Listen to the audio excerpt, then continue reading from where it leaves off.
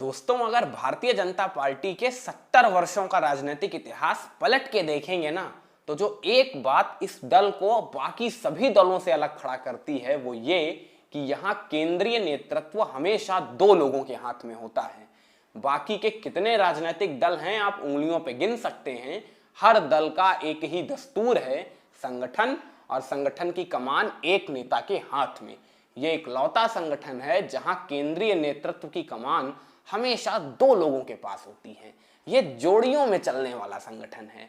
फिर चाहे स्थापना के समय डॉक्टर श्यामा प्रसाद मुखर्जी और पंडित दीनदयाल उपाध्याय की जोड़ी हो, या 5 दशक तक तमाम संघर्षों के थपेड़ों से संवार कर बचा कर लाने वाली अटल बिहारी वाजपेयी और लालकृष्ण आडवाणी की जोड़ी हो, या वर्तमान में सत्ता के शिखर पर स्थापित करने वाली नरेंद्र दामोदर दास मोदी और अमित शाह की जोड़ी हो, हमेशा इस पार्टी का केंद्रीय नेतृत्व दो लोगों के हाथ में होता है। और अगर और चश्मे के साथ देखेंगे तो थोड़ा और क्रिस्टल क्लियर होगा कि इन जोड़ियों में एक खास किस्म होती है। किस्म कैसी? एक नेता ऐसा होता है जिसकी मास अपील होती है, यानी जिसकी बातों का असर सीधा जनता के दिल पे पड़ता हो, जो जनता का दिल हिला देता हो, जो ऐसी बातें करता हो कि जनता उस नेता के पीछे भागी भागी दल की तरफ आ जाती है। और दूसरा चेहरा होता है जो संगठन का चेहरा होता है, जो कार्यकर्ताओं को बचा के रखता है, जो कार्यकर्ताओं का व्यू खड़ा करता है, जो जनता के मन में जो अपील वाले नेता का प्रभाव है ना, उस प्रभाव को वोटों में कन्वर्ट कराता है। इस तरह की जोड़ियों में चलता है ये संगठन। फिर चाहे पंडित दीनदयाल उपाध्याय और डॉक्टर श्यामा प्रसाद मुखर्जी की जोड़ी देखेंगे, उसमें मुखर्जी जी मास अपील का चेहरा थे और दीनदयाल उपाध्याय संगठन का चेहरा थे। अटल बिहारी वाजपेयी और लालकृष्ण आडवाणी, जिसमें अटल बिहारी वाजपेयी मास अपील का चेहरा थे, आडवाणी संगठन का चेहरा था। तीसरा नरेंद्र मोदी और अमित शाह। नरेंद्र मोदी मास पॉपुलर चेहरा है और अमित शाह संगठन के बाजीगर हैं।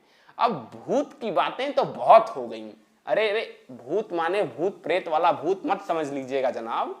भूत माने भूतकाल के नेताओं की बातें। अब अटल आडवाणी की बातें हुई ना, कितनी बातें हुई अटल आडवाणी की, खूब कही हमने और खूब सुनी आपने। अब तनिक वर्तमान की बातें भी तो की जाएं।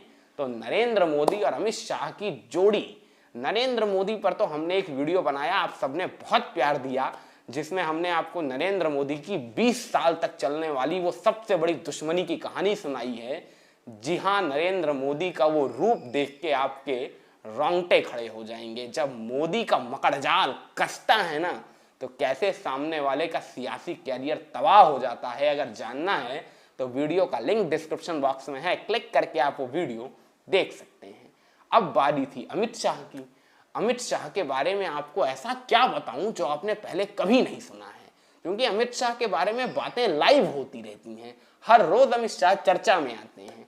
ऐसे में ये चयन करना बड़ा कठिन था कि आपको क्या ऐसा सुना दूं जो आपने कभी ना सुना हो।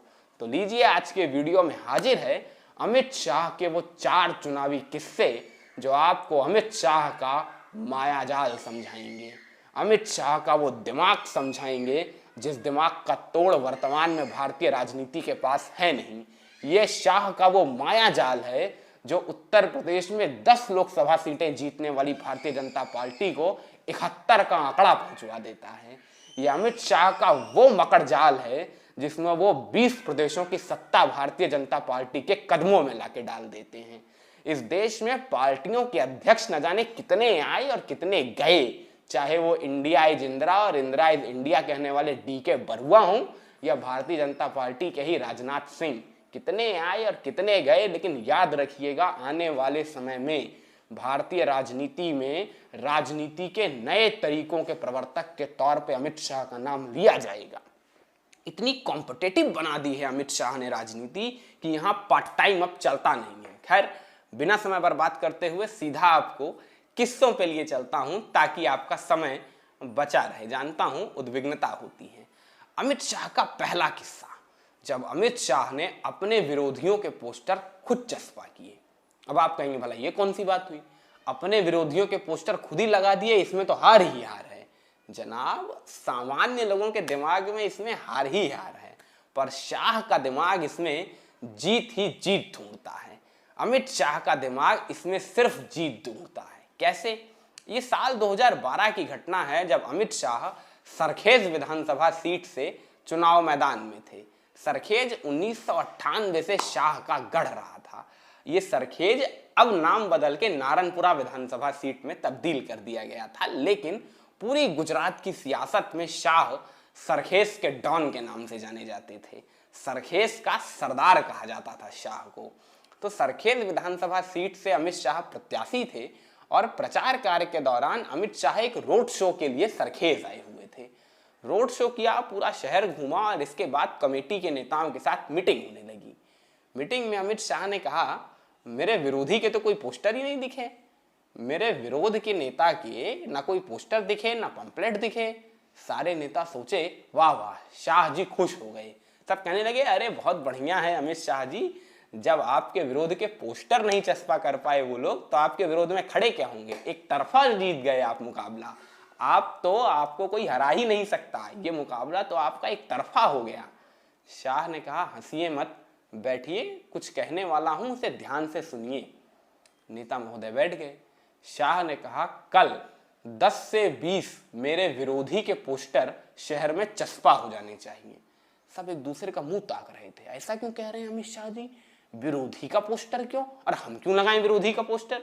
अमित शाह ने कहा जरा दिमाग लगाइए, अगर जनता जो हमारा कोर वोटर है वो ये देखेगा कि मेरे विरोध का कोई पोस्टर ही नहीं है, तो वो ये सोच लेगा कि शाह जी तो जीत ही गए मुकाबला एक तरफा है, वोट देने से कोई फायदा नहीं है, नहीं जाएंगे तो भी चलेगा, शाह जी की जीत तो तय ही है, मेरे जाने ना जाने से होगा क्या।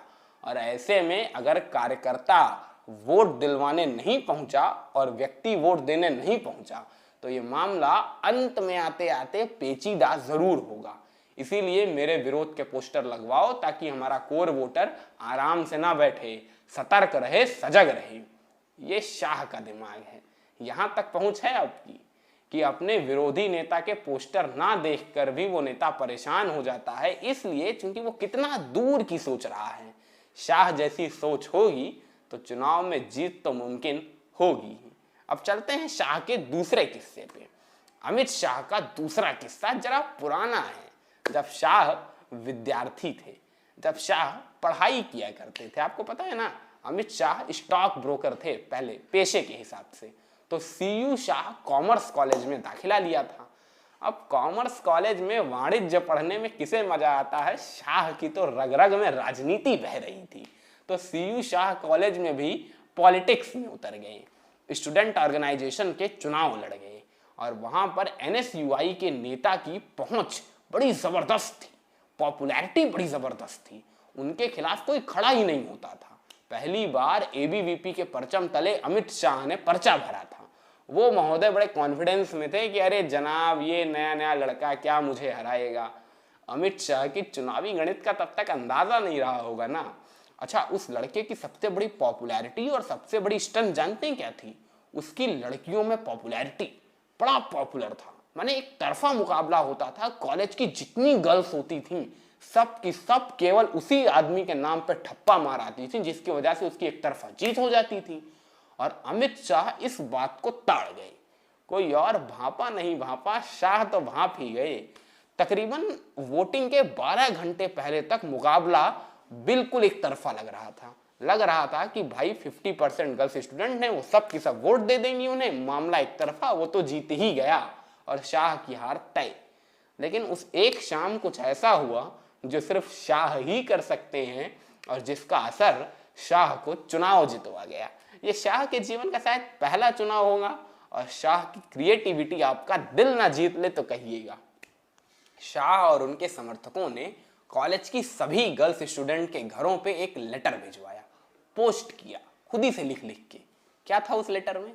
उस लेटर में था, विद्यार्थी परिषद आप सभी माता पिताओं को आगाह करता है कि कृपया करके अपनी बच्चियों को कल के दिन विद्यालय ना भेजें।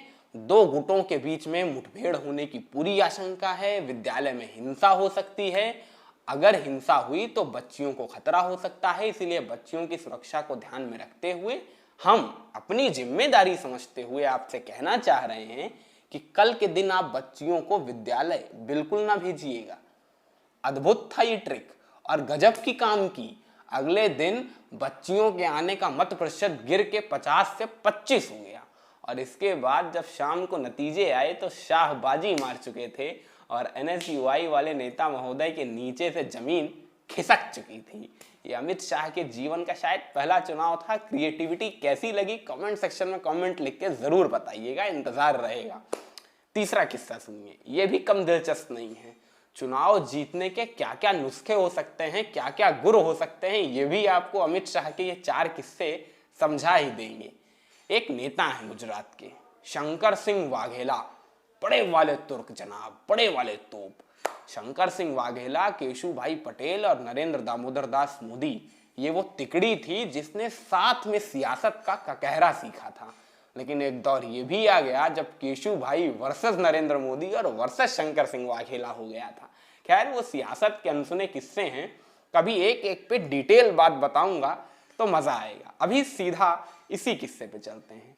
गोधरा कांड के बाद शंकर सिंह वाघेला गोधरा से चुनाव लड़ रहे थे कांग्रेस के परचम तले। तब तक उनका भारतीय जनता पार्टी से नाता वाता टूट चुका था। कांग्रेस से शंकर सिंह वाघेला अजेय माने जाते थे, खास तौर से गोधरा में, क्योंकि गोधरा उनका इलाका था और दूसरी बात मुसलमानों की एक अच्छी खासी तादाद वहां थी और उनका वोट सीधा वाघेला को ट्रांसफर हो रहा था, जिसके बाद वाघेला की जीत 100% तय थी। गजब का डेडली कॉम्बिनेशन था वाघेला के वोट बैंक का और वाघेला की जीत नरेंद्र मोदी की साख पे बट्टा होती, क्योंकि गोधरा कांड के दाग मोदी के दामन पे लगे थे ताजा ताजा और वाघेला की जीत ये गवाही देती कि गोधरा की जनता नरेंद्र मोदी से सहमत नहीं है और मोदी की साख पे लगा बट्टा पूरी पार्टी की नैया डुबो देता। लेकिन जब तक शाह मौजूद हैं तब तक मोदी की साख पे बट्टा लगेगा, हो ही नहीं सकता जनाब।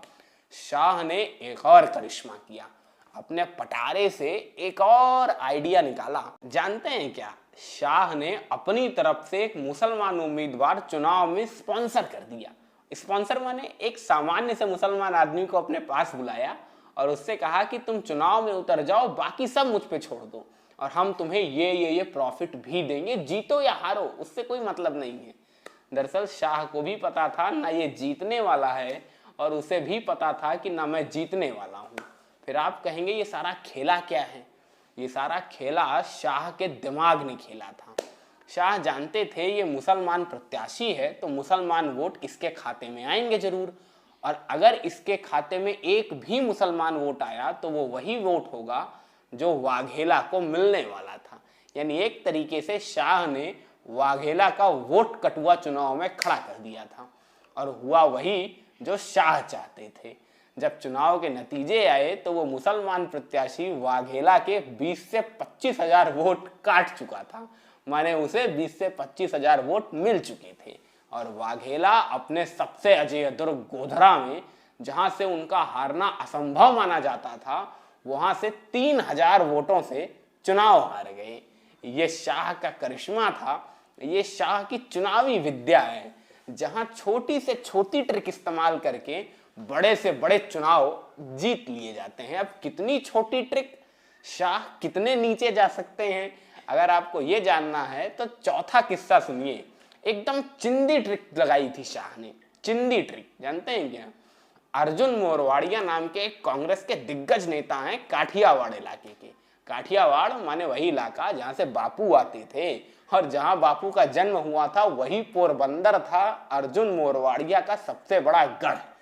अर्जुन मोरवाड़िया पोरबंदर से लड़ते थे और अकेले दम पे एक धुरी की तरह पूरे काठियावाड़ का मोमेंटम कांग्रेस के पक्ष में खड़ा कर देते थे, जिसकी वजह से बीजेपी को काठियावाड़ में खासा नुकसान उठाना पड़ता था।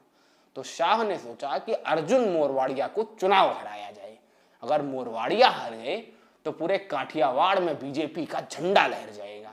जब पहली दफा अमित शाह ने कमेटी मेंबर से अर्जुन मोरवाड़िया को चुनाव हराने की बात कही थी ना, तो सब कह रहे थे ये देखो भाई साहब, ये आए हैं मोरवाड़िया जी को हराने। अरे जनाब, पोरबंदर के अंदर बच्चा बच्चा मोरवाड़िया का नाम जपता है। मोरवाड़िया को हराना असंभव है, हरा ही नहीं सकते। मोरवाड़िया का इतना बड़ा गढ़ है पोरबंदर। शाह ने कहा कोई बात नहीं, गढ़ है तो क्या हुआ, शाह का दिमाग चलेगा तो मोरवाड़िया हारेंगे और पोरबंदर के अंदर हारेंगे। क्या किया शाह ने? 5-6 आदमियों को चुनाव में स्पॉन्सर करा दिया।